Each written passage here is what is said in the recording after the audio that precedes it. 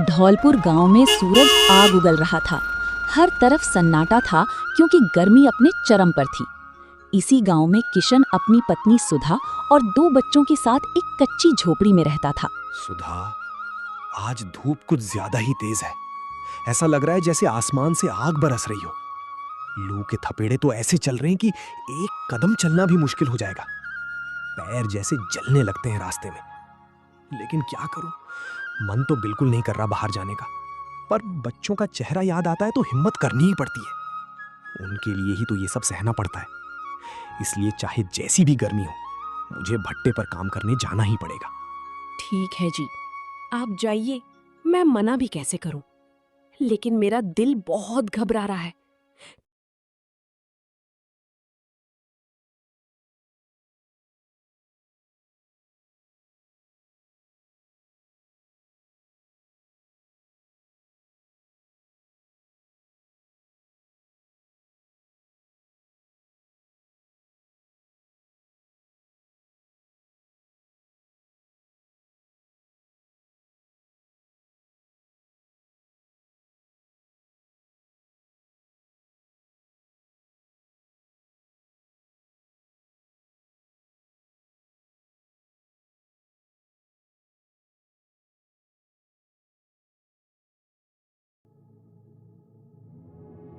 किशन, ये क्या हाल बना रखा है तूने? घड़ी देखी है तूने? कितनी देर हो चुकी है? यहाँ काम करने आते हो या बहाने बनाने? अगर कल से 1 मिनट भी लेट हुआ ना तो याद रखना, सीधे काम से निकाल दूंगा। मेरे पास मजदूरों की कमी नहीं है, समझा तू? मालिक, गुस्सा मत होइए। आज सच में लू बहुत तेज थी। रास्ते में चलते चलते पैर जैसे जलने लगे थे। कई बार लगा कि बैठ जाऊं, लेकिन घर की हालत याद आई तो किसी तरह यहाँ तक पहुंचा। आगे से कोशिश करूंगा कि कभी देर ना हो। आप बस मुझे काम से मत निकालिए मालिक। घर में चूल्हा जलना मुश्किल हो जाएगा, बच्चे भूखे रह जाएंगे। थोड़ा रहम कर दीजिए। किशन जैसे तैसे बहुत विनती करने के बाद काम पर लग जाता है। अरे किशन भाई, आज की धूप तो जान ले लेगी। ऊपर से ये हवा भी गर्म है। लगता है शाम तक मौसम कुछ बड़ा रूप ले सकता है। सुबह से ही आसमान अजीब सा लग रहा है। हाँ भाई, सही कह रहे हो तुम। ये गर्मी तो जैसे हड्डियों तक जलाने लगी है। लेकिन क्या करें, पेट की आग इससे भी ज्यादा तेज है। काम तो करना ही पड़ेगा, चाहे मौसम जैसा भी हो। बस डर लगता है कहीं शाम को कुछ अनहोनी ना हो जाए। बस भगवान से दुआ है भाई कि सब ठीक रहे। ये बदलता हुआ मौसम को अच्छा संकेत नहीं दे रहा। शाम होते होते आसमान का रंग बदलने लगा। तेज धूप की जगह अब काले बादलों ने ले ली थी। हवा धीरे धीरे तेज होने लगी। अरे भगवान, ये क्या हो रहा है? हवा इतनी तेज क्यों चल रही है? डरो मत बच्चों, मेरे पास आ जाओ, कुछ नहीं होगा। और देखते ही देखते वो एक भयानक आंधी में बदल गई। कच्ची झोपड़ी हवा के हर झोंके के साथ कांप रही थी। हे भगवान, हमारी झोपड़ी बचा लो। बच्चे बहुत डर गए हैं।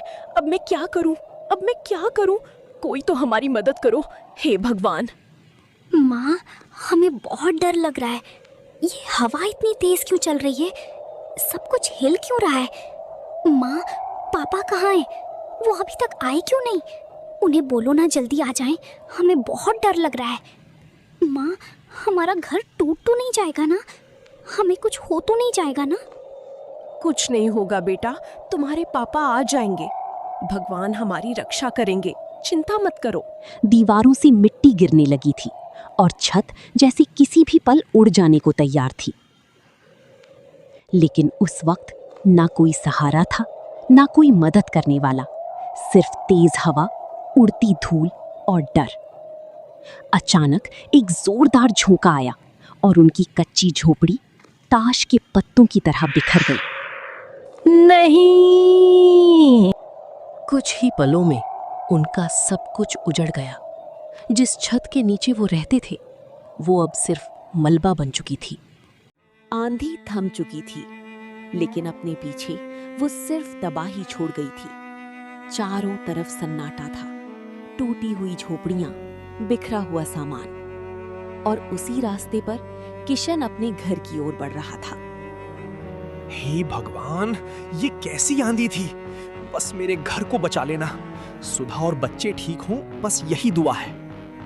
हर कदम के साथ उसका दिल तेजी से धड़क रहा था, जैसे उसे किसी अनहोनी का डर सता रहा हो। जैसे ही किशन ने अपने घर की जगह को देखा, उसके पैरों तले जमीन खिसक गई। सुधा, बच्चों, तुम लोग कहाँ हो? किशन, हम यहीं हैं।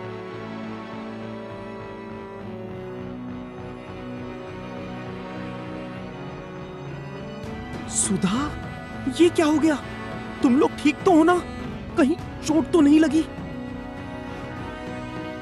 हम तो बच गए, लेकिन देखो, हमारा घर, सब कुछ चला गया। अब हम कहाँ जाएंगे? पापा, हमारा घर क्यों टूट गया? कुछ नहीं हुआ, मैं हूं ना। हम फिर से सब बना लेंगे। भगवान ने लिया है तो वही वापस भी देगा। उस पल किशन के पास कुछ नहीं बचा था सिवाय अपने परिवार के, और शायद वही उसकी सबसे बड़ी ताकत थी। रात बीत चुकी थी, लेकिन किशन की परेशानियां खत्म नहीं हुई थी। घर उजड़ चुका था और अब सबसे बड़ी चिंता थी अपने बच्चों को कैसे संभालें। किशन, अब क्या करेंगे? ना घर है, ना सहारा, बच्चों को कहाँ रखेंगे? सुधा, तुम बच्चों को यहीं इस पेड़ के नीचे संभालो। मैं गांव में जाकर मदद मांग कर आता हूँ। शायद कोई हमारा साथ दे दे।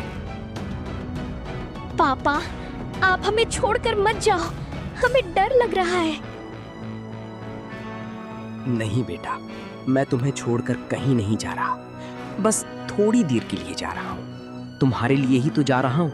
जल्दी ही वापस आ जाऊंगा। तुम माँ के पास रहना। जल्दी आना किशन, हमें तुम्हारे बिना डर लगता है। किशन भारी मन से अपने परिवार को छोड़कर मदद की उम्मीद में गांव की ओर चल पड़ा।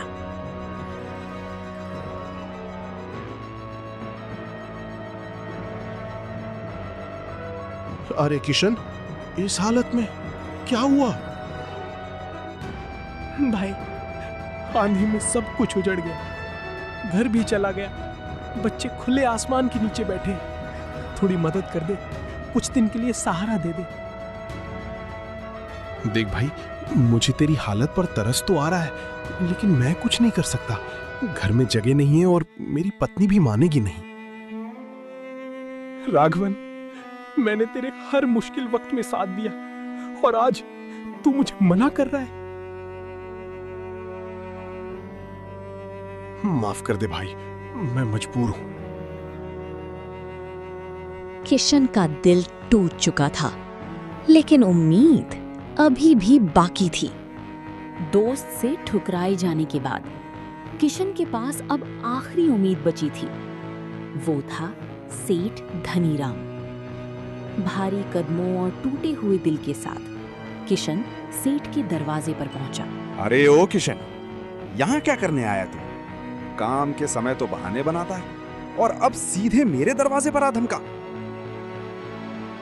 मालिक, मैं मजबूर होकर आपके पास आया हूँ। आंधी में मेरी झोपड़ी पूरी तरह टूट गई। बच्चे खुले आसमान के नीचे बैठे हैं। कल से उन्होंने कुछ नहीं खाया। अगर आप थोड़ा सहारा दे दें, कुछ पैसे उधार दे दें, तो मैं दिन रात मेहनत करके आपका कर्ज चुका दूंगा। उधार? और तू खुद अपनी हालत देख, फटे कपड़े, थका हुआ शरीर, तू मुझे पैसे लौटाएगा? मालिक, मैं गरीब जरूर हूँ, लेकिन बेईमान नहीं हूँ। मैं अपनी जान लगा दूंगा। बस एक मौका दे दीजिए। बस बस, बहुत हो गया ये नाटक। मेरे पास तेरे जैसे लोगों के लिए फालतू पैसे नहीं है। और सुन, अगर काम करना है तो समय पर आ, नहीं तो कल से भट्टे पर भी मत आना। मालिक, मैं तो काम के लिए ही आया हूँ, बस हालात ने देर कर दी। मुझे तेरी मजबूरी से कोई मतलब नहीं है। या तो नियम से काम कर या फिर यहां से निकल जा। सेठ के दरवाजे से किशन सिर्फ खाली हाथ ही नहीं, बल्कि टूटा हुआ दिल लेकर लौटा था। जिस उम्मीद के सहारे वो वहां गया था, वो उम्मीद वहीं दम तोड़ चुकी थी। क्या हो गया है इस दुनिया को? क्यों कोई गरीब की मजबूरी नहीं समझता?